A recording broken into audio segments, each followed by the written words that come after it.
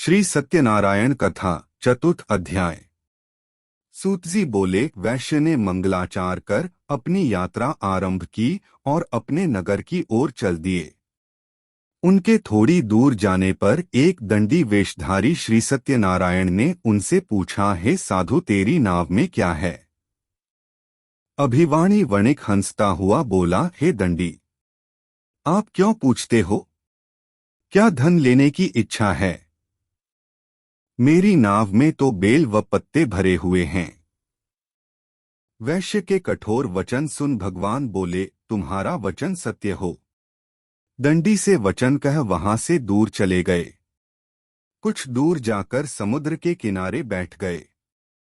दंडी के जाने के बाद साधु वैश्य ने नित्य क्रिया के पश्चात नाव को ऊंची उठते देखकर अचंभा माना और नाव में बेलपत्ते आदि देख वह मूर्छित हो जमीन पर गिर पड़ा।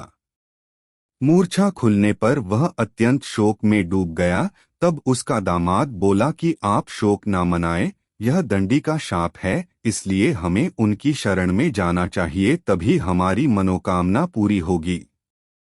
दामाद की बात सुनकर वह दंडी के पास पहुंचा और अत्यंत भक्तिभाव नमस्कार करके बोला, मैंने आपसे जो असत्य वचन कहे थे उनके लिए मुझे क्षमा दें। सा कहकर महान शोकातुर हो रोने लगा। तब दंडी भगवान बोले, हे वणिक पुत्र, मेरी आज्ञा से बार बार तुम्हें दुख प्राप्त हुआ है। तू मेरी पूजा से विमुख हुआ। साधु बोला, हे भगवान, आपकी माया से ब्रह्मा आदि देवता भी आपके रूप को नहीं जानते, तब मैं अज्ञानी कैसे जान सकता हूँ? आप प्रसन्न होइए, अब मैं सामर्थ्य के अनुसार आपकी पूजा करूंगा। मेरी रक्षा करो और पहले के समान नौका में धन भर दो। साधु वैश्य के भक्तिपूर्वक वचन सुनकर भगवान प्रसन्न हो गए और उसकी इच्छानुसार वरदान देकर अंतर्धान हो गए।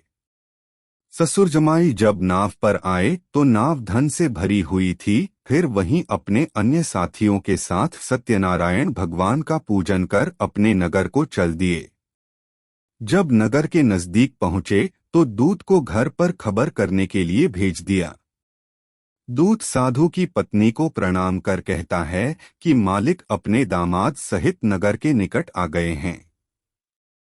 दूत की बात सुन साधु की पत्नी लीलावती ने बड़े हर्ष के साथ सत्यनारायण भगवान का पूजन कर अपनी पुत्री कलावती से कहा कि मैं अपने पति के दर्शन को जाती हूँ, तू कार्य पूर्ण कर शीघ्र आ जा। माता के से वचन सुन कलावती जल्दी में प्रसाद छोड़ अपने पति के पास चली गई। प्रसाद की अवज्ञा के कारण श्री सत्यनारायण भगवान रुष्ट हो गए और नाव सहित उसके पति को पानी में डुबो दिया। कलावती अपने पति को वहां ना पाकर रोती हुई जमीन पर गिर गई। नौका को डूबा हुआ देख व कन्या को रोता देख साधु दुखी होकर बोला कि हे प्रभु, मुझसे तथा मेरे परिवार से जो भूल हुई है उसे क्षमा करें।